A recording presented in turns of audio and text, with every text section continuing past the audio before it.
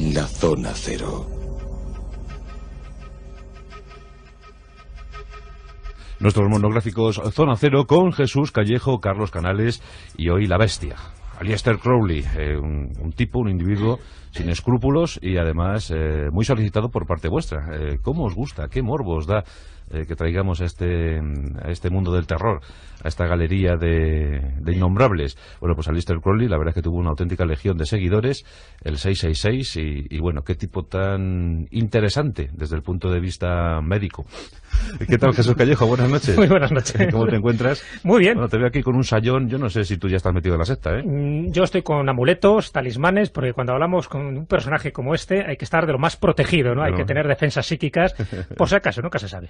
Aleister Crowley, ¿qué tal, Carlos Canales? Buenas noches. Hola, buenas noches. Se llegó a decir, incluso los Beatles...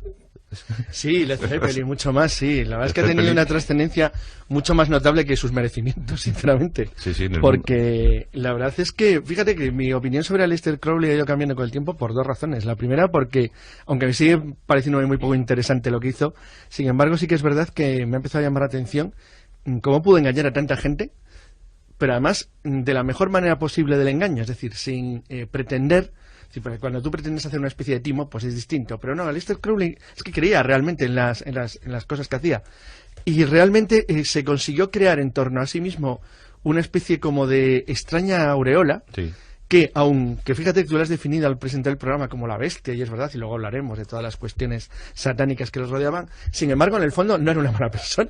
Bueno, es decir, no lo era en el sentido clásico, no era un delincuente, ni era un tipo peligroso. Es decir, en cierto modo me recuerda a Sandor Lavey. Bueno, solo le echaban de países. No, pero por lo que decía, no tanto por lo que hacía. Yo que en ese sentido me recuerda, por ejemplo, a Sandor Lavey, al que fue líder de la iglesia satánica. Sí, fundador. Claro, y fundador. Sí. Que es realmente, bueno, pues efectivamente también había un montón de sitios donde le dejaban entrar, pero realmente Sandor Lavey no hizo nada a nadie nunca. Y asesor de Roman Polanski en una película célebre, La Semilla del Diablo. La Semilla del Diablo. Sí. Luego lo que pasa, como a Polanski tuvo la desgracia tan terrible que tuvo con Mason. Pero bueno, el hecho cierto es que Aleister Crowley, su fama va mucho más allá que sus méritos. Eso es bastante general entre los que se dedican a temas de este estilo, porque lo que sorprende de Aleister Crowley, luego contaremos un poquito de su vida ya, incluso de su juventud y de su niñez, es cómo se pudo construir una figura en torno a sí mismo, no sin ciertos méritos, porque la verdad es que el tipo se lo trabajó, las cosas como son, y luego veremos que dominaba una gran cantidad de artes. Vamos a ofrecer unos datos a nuestros oyentes, a los que no conozcan a este curioso personaje, Aleister Crowley. Jesús, vamos a enmarcarle, damos unas fechas. Damos unas fechas, sí. Bueno, realmente su nombre no era Aleister Crowley, su apellido sí, era Eduardo Alexander Crowley. Él nace en 1875, es hijo de un cervecero irlandés, y su infancia ya queda muy marcada por algo que luego le va a condicionar. Él forma parte de una cofradía, de una hermandad religiosa, que son la de Plymouth, muy estricta en observancia religiosa, tan estricta como que su madre pues no le abraza, no le besa, no le cuenta cuentos, no le deja leer ningún libro excepto la Biblia. Eran unos fanáticos. Sí, fanáticos religiosos. Y eso le marca para todo lo contrario, en plan negativo, ¿no?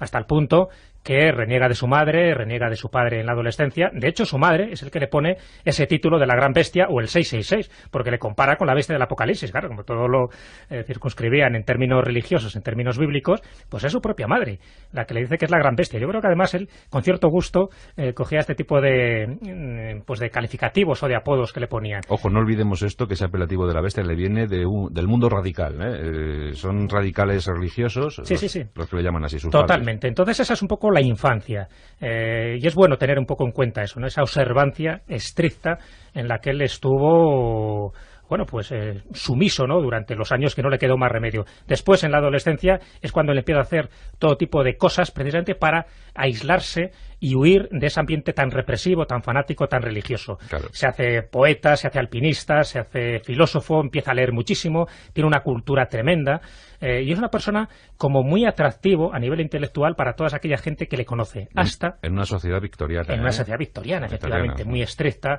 muy radical en todos los sentidos. Y claro, y él empieza a destacar en ese sentido, yo creo que muy positivamente su adolescencia, porque es como una especie de protesta interior que hace contra el mundo, contra su familia, incluso contra él mismo. Y a partir de ahí se dedica a todo tipo de aventuras, de riesgos y de cosas que teóricamente tendría que tener prohibida él.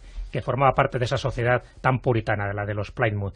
Y ahí es cuando su personalidad tan atrayente, yo creo que es verdad que era una persona muy carismática, que atraía a todos aquellos con los que conversaba, en aquellos grupos que se metía, todo eso al final da un cambio cuando se dedica a ser mago, cuando le atrae la magia. Y eso es como una siguiente etapa que él tiene en su vida, que ahora luego contaremos, cuando él se mete en la Golden Dawn, en la Aurora Dorada, y ahí es una especie como de bomba relojería, porque allí donde iba lo dinamitaba. Pero yo creo que por su personalidad, por sus conocimientos, por ese carisma que hacía que fuera muy querido o fuera muy odiado por la gente. Entonces lo que tenemos, Carlos, en principio, en este último tercio del siglo XIX, es a un Aleister Crowley considerado como rebelde, pero eso sí, con causa. Sí, una persona inquieta. Además, algo curiosamente dentro de la sociedad rígida victoriana que ha citado Jesús, algo bastante corriente en la Inglaterra del siglo XIX y principios del XX. Respondón. Sí, pero digo que cuando digo es algo corriente es que Inglaterra estaba llena en aquella época de gente que era voluntariamente incómoda a la sociedad de su época. Oscar Wilde. Claro, o bueno, acabas de citar por ejemplo a Richard Barton, es decir, gente que eran completamente distintos a lo que era la sociedad de su época, pero que por otro lado lo que le daba vidilla y juguillo a la sociedad inglesa, y lo que demostraba que el Reino Unido no solo era por casualidad la potencia más grande del mundo. En ese sentido, es cierto, es curioso que cuando años después se ganó el mote de el peor ser humano del mundo, la verdad es que claro, el pobre en el siglo XX, que estaba lleno de malutos, de los malos que más grandes que ha habido en la historia de la humanidad, pues claro, pasa hasta desapercibido. Sí. Pero lo cierto es que sí intentó destacar, y fíjate que Jesús ha citado todas las actividades que hacía. Era un hombre muy polifacético y sobre todo, como ha dicho Jesús, y eso era lo que más llamaba la atención, era una persona de una extraordinaria personalidad, un auténtico líder, en el sentido clásico de la palabra. Probablemente en la época, además es contemporáneo de Churchill, por ejemplo, es decir, era una persona muy parecida en ese sentido a él, es decir, una persona llamativa, extraña, que estaba contracorriente, pero que por otro lado era capaz de generar enormes cantidades de seguidores a sus ideas, por la sencilla razón de que sus ideas tenían un fondo atractivo muy interesante. Fíjate que cuando él se convierte en mago, y ahora veremos cómo lo hace, que es una cosa totalmente original, y ahí sí que rompe. Es lo que decíamos antes, él quiso ser poeta. Sí, era filósofo, hacía deporte, era alpinista. Sí. Bueno, pero aparte de todo, y profeta también. Y profeta. Él hizo ciertos inicios en los intentos de profecía.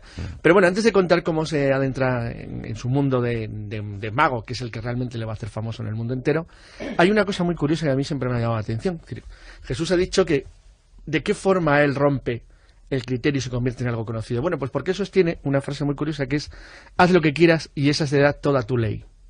Bueno, eso en una sociedad rígida y muy estructurada, pues es claro, es anarquía pura. Entonces, en ese sentido, pues es revolucionario completo. Claro, eso lo lee John Lennon en los años 60 y se vuelve loco, claro. Sí, les gustaba, pero fíjate que le gusta a John Lennon, pero también le gusta a los de una línea rockera más radical aún, por ejemplo, que a John Lennon.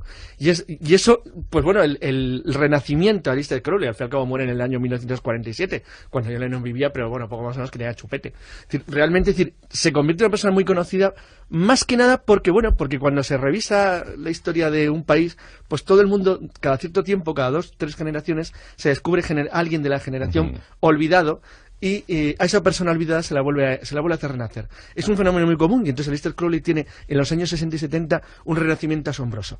Él no fundó la Golden Dawn, él se une a la Golden Dawn. No, él se une, claro. La Golden Dawn tenía ya una enorme tradición en Inglaterra, pero es la Golden Dawn la que le convence a él de que su vida, de que su futuro, de que sus objetivos es pues algo pues muy normal, convertirse en mago. Sí, la verdad que eso del Renacimiento tienes toda la razón.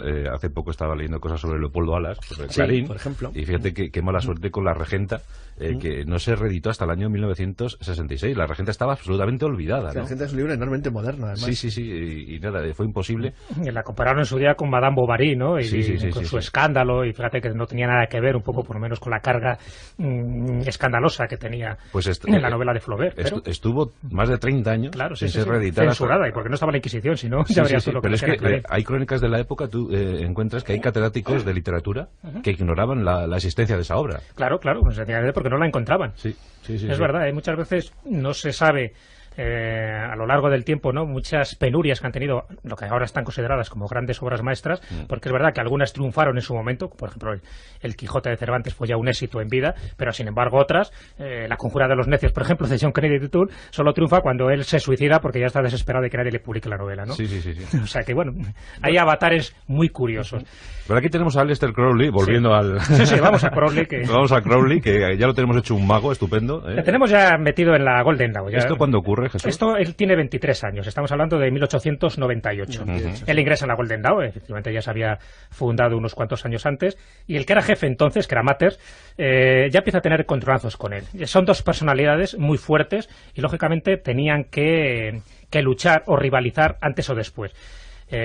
Crowley ingresa además con un nombre, el nombre de guerra que recibe en la Golden Dawn es Perdurabo, que significa perduraré, ¿no? Pero bueno, así es como ya se le conoce dentro de los círculos internos, ¿no? El famoso Perdurabo. Y a partir de ahí, pues bueno, él sigue ejerciendo pues, sus actividades deportivas, de hecho es un buen ajedrecista, sabe mucho de astrología, y empieza a ser reconocido dentro de lo que es esta orden secreta, que en breve dinamitará, o sea, él no puede estar ahí como un secundón, tiene que estar como líder, pero se dan las tres características, es importante, para que él sea un iniciado, para que por lo menos sea un líder. Y dicen que él tiene lo que se llaman las tres señales búdicas. Y esto es curioso, porque él se pensaba que era un superhombre, que era un elegido. Las tres señales eran, por un lado, nació con la lengua pegada, que requirió cirugía precisamente para despegarle esa lengua, ¿no? Primera señal búdica. La otra es la fimosis, que le operan cuando él tiene 15 años. O sea, que se da cuenta tarde, pero hasta los 15 años no lo operan. Lo tenía todo pegado, ¿eh? Y todo pegado. Y la tercera es, tiene 4 pelos en forma de esvástica al lado del corazón. Evidentemente esto lo descubre más tarde, lo de los 4 pelos, ¿no? Pero que indica encarnaciones sobrenaturales. En fin, estos elementos, que él los tenía y además él los exhibía, ¿no? Siempre que podía. De hecho, cultivaba sus pelos, vamos, sí, bueno, sobre todas las chicas, porque la verdad que era un castigador, ¿no? Se casó varias veces, casi todas las mujeres, por lo menos las 2 primeras mujeres, acaban todas alcoholizadas. No lo olvidemos, es la época en que también Crowley se dedica a ingerir todo tipo de sustancias alucinógenas. Es un drogadicto consumado, y con aquellas mujeres, él está buscando su gran escarlata, ¿no? Las llama siempre escarlatas a todas las mujeres, pero como complemento, ¿no? Como la dualidad que necesita todo buen mago para realizar las obras rituales que él quiere realizar, y sobre todo el tantra, sobre todo la magia sexual. Entonces muchas de sus mujeres, de sus amantes, de sus novias, acaban mal, alcoholizadas, drogadictas y cosas parecidas, hasta que ya empieza a hacer viajes. Él viaja a la India, va cambiando de nombre, no siempre se hace llamar Aleister Crowley, se hace llamar, por ejemplo, en la India el conde Suarev, después el conde Boleskine, en fin, va cambiando de nombre, de personalidad, y va absorbiendo muchos conocimientos, tantos conocimientos que luego él va aplicando en sus rituales, y sobre todo en uno de los momentos claves, que es cuando empieza a tener visiones. Una de las visiones es la que tiene de un ángel, Aiwa se llama, un enviado del dios Rahor Kuit, que a veces se le identifica con el dios Horus, que le dice que esté por lo menos una noche en la Gran Pirámide, él y su amante, y que dicte, y que copie todo lo que le van dictando a lo largo de esos días. Y efectivamente, todo lo que él va transcribiendo literalmente, parece ser que como libro revelado, como libro que le da esta entidad sobrenatural, esta entidad angélica, es lo que luego se convierte en el libro de la ley. Y el lema del libro de la ley, que luego él lo utiliza en su leitmotiv, en su vida, en su modus operandus, es lo de haz lo que quieras. Esa especie de haz lo que quieras, que fíjate que es una frase que ya la había utilizado hace años, hace siglos, San Agustín, y él decía, ama y haz lo que quieras. Él quita lo del amor y dice, haz lo que quieras. Esa solo tiene que ser tu ley.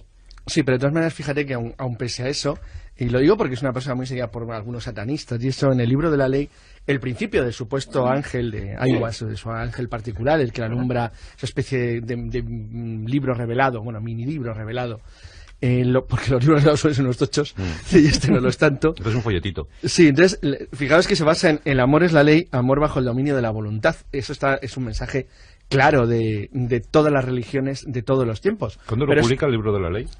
¿Tenemos el dato? Sí, es en 1904, que es cuando él tiene esas revelaciones y lo publica pues de forma automática. De hecho, eso le crea muchos conflictos con la Golden Dawn, y en ese mismo año es cuando él se marcha. Prácticamente. Pero fijaros lo que hace, decir, es curioso porque... No tiene 30 años todavía, ¿eh? No, exacto, él está con Leah Hersey, que era en aquel entonces su escarlata. Él siempre tenía su mujer escarlata, una al lado, que es que con la que pasa la noche, supuestamente, por la verdad es que tampoco hay una prueba definitiva de que lo hiciera en la pirámide de Keops. Parece ser que sí, en aquella época... Pero vamos, en aquel entonces, la verdad es que no costaba tanto, porque, ingleses zumbaos que pasaban por Egipto, pues supongo que habría pocos. El hecho es que él intenta establecer incluso una abadía en Italia, una especie como de monasterio en Celas, en Sicilia, donde intenta crear una especie de... él crea una orden, el orden Templiore, el Ordo Templi Orientis, Orientis, ¿no? Sí, Orientis, sí. Bueno, pero lo que hace ahí en Sicilia es la abadía de Telema. Sí, antes, sí. sabes que le expulsan. Bueno, el hecho es que él intenta crear una especie de grupo de seguidores. ¿Por qué? Porque, como ha dicho Jesús muy bien, él había tenido un conflicto muy claro con la Golden Dawn, a la que obviamente se cargó, y la personalidad suya le inducía a la necesidad de tener gente, no tanto a la que poder manipular, sino apoyo de cara a lo que él pretendía hacer. Él había hecho una aportación muy curiosa, y es que lo de la magia sexual que ha citado Jesús, de magia tántrica, es el primero que la descubre en Occidente de una manera, no quiere decir que no fuera el primero que lo había hecho, sino que fue el primero que lo publicitó en Occidente como una especie de medio general para practicar magia en el sentido clásico y puro. Y hacer el sexo durante 3 horas. Exacto. Las autoridades italianas le echan porque consideran que es un tipo peligroso, que es un tipo que sí, en la Italia a principios de siglo, si podéis imaginar cómo era, y la verdad es que se ve expulsado y se ve con graves problemas.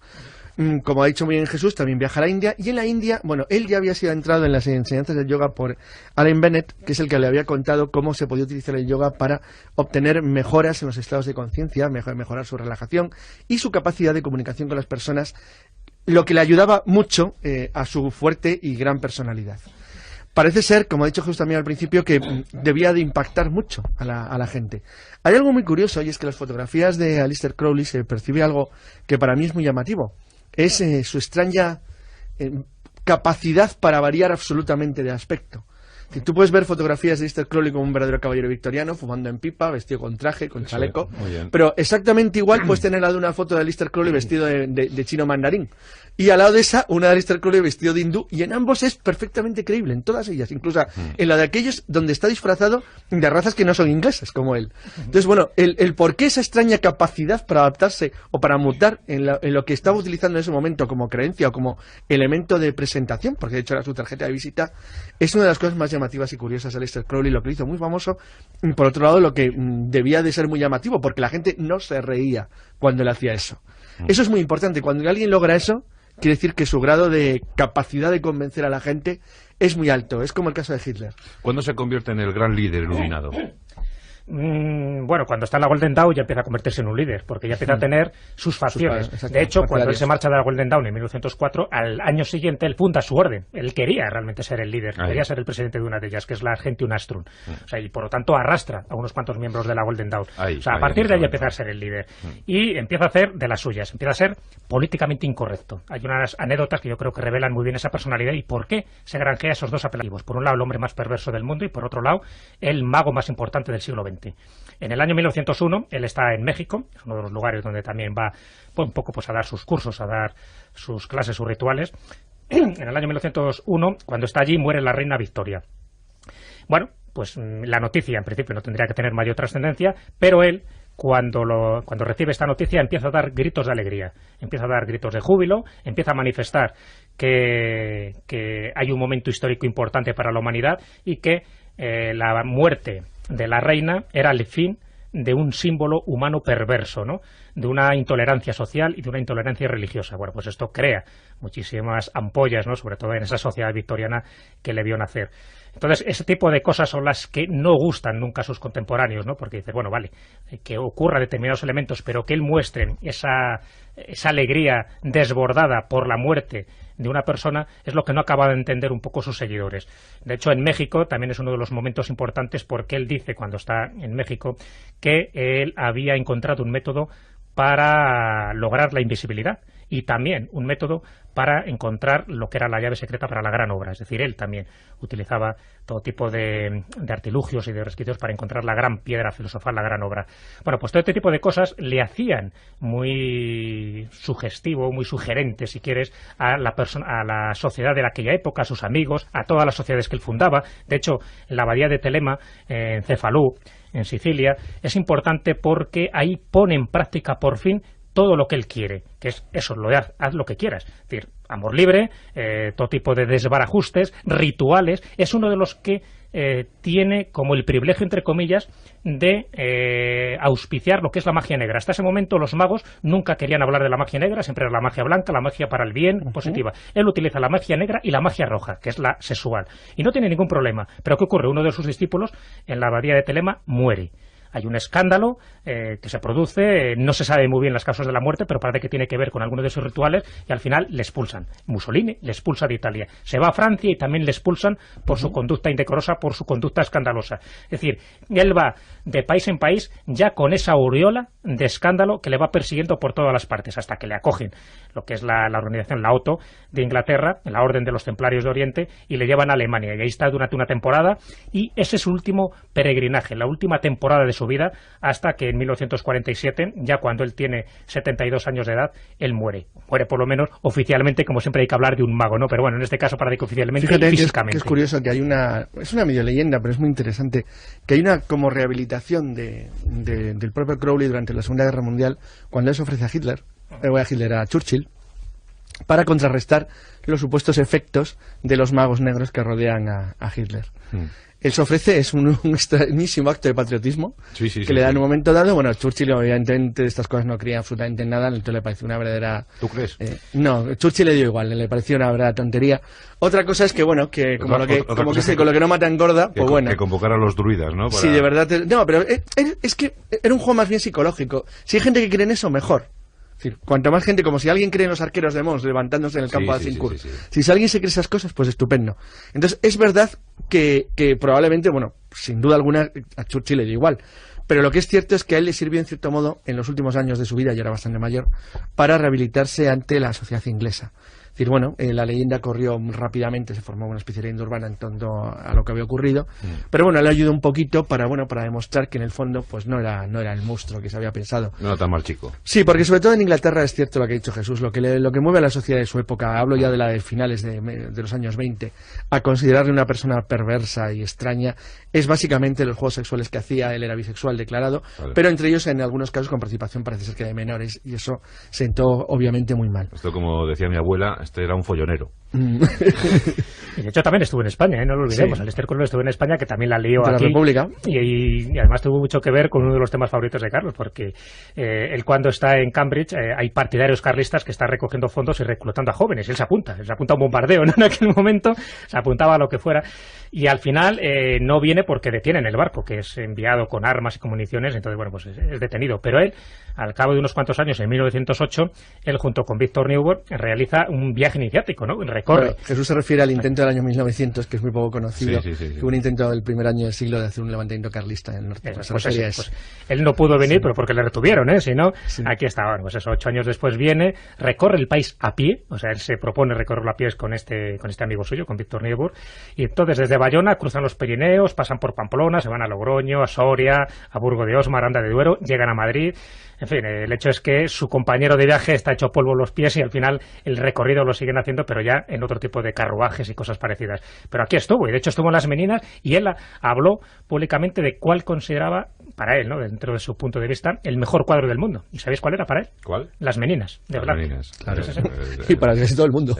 Además, un cuadro muy mágico, ¿verdad? Un cuadro absolutamente mágico. Y lleno de símbolos. Y... A Las Meninas hay que dedicarle, yo creo, que un monográfico entero. Explicando la simbología de Las Meninas, que se puede hacer perfectamente. Vamos a hacer un Museo del Prado mágico también, ¿eh? Pues se podía hacer. Lo que pasa es que un Museo del Prado mágico da para mucho, ¿eh? Sí, podemos hacerlo en uno de estos monográficos nuestros.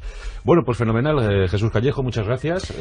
Toma esta bola de cristal para que puedas predecir, y toma este libro también, el libro de cómo hacer el tantra. Sí, por eso la bola es roja, ¿no?